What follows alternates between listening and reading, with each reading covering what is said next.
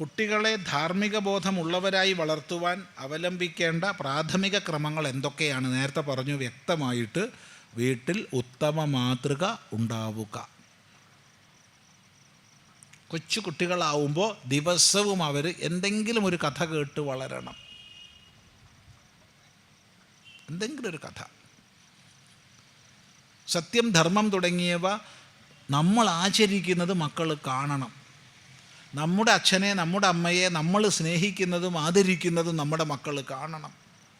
മരിച്ചുപോയ മുത്തശ്ശനെ സംബന്ധിച്ച്, മുത്തശ്ശിയെ സംബന്ധിച്ച് നമ്മൾ ശ്രാദ്ധങ്ങളും മറ്റും ചെയ്യുന്നത് മക്കൾ കാണണം. കഷ്ടപ്പെടുന്നവരെ സേവിക്കുന്നത് മക്കൾ കാണണം.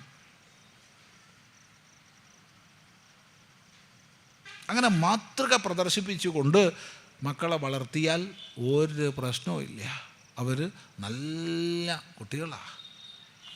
അവരും സദ്മൂല്യങ്ങളെ ഉൾക്കൊണ്ട് വളരുക തന്നെ ചെയ്യും.